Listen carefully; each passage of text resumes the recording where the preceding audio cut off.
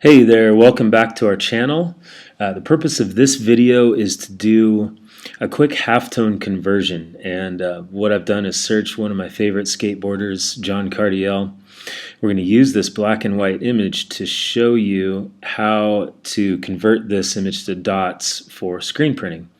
So I'm going to go ahead and right click on this image and copy it, and then I'm going to go to Photoshop.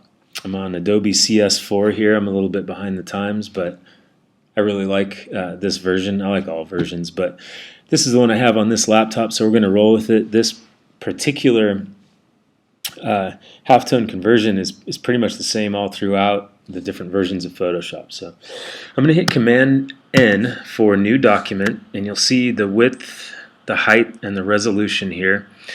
I'm going to leave those the same. The width and height the same, and I'm going to go to resolution 600 because I want it to be very high resolution. And under color mode, I'm going to go ahead and put Grayscale. I'm going to hit OK, and then we have our new blank document. I'm going to hit Command V, which will paste that in there. All right, so let's go ahead and take a look at the image dimensions, or pixel dimensions and document size of this image.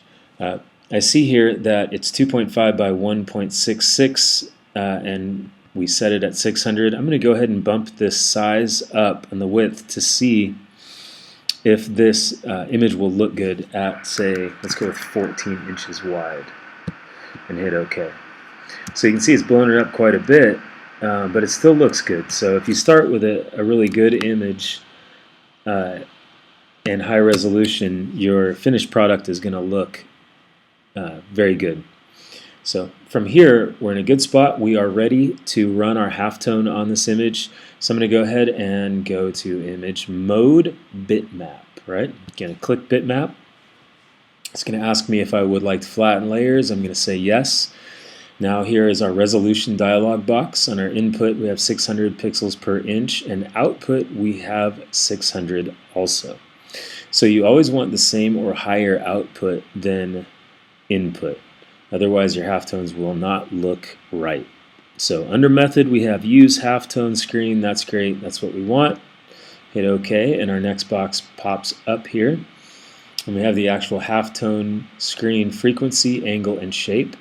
Our frequency is a 55 line per inch, which is relatively small halftone dot, but it's going to make a very nice detailed imprint, which is what we would like. So for angle, we have 16 degrees, which is a good angle for a single color halftone image. And under shape, we have selected ellipse, which is what you want to go with for this halftone conversion. I'm going to go ahead and click OK, and you'll see there, pretty quick conversion. If we zoom in, you will see the dots that create this image now. Bitmap is pretty cool. It converts everything to either black or white. It's binary.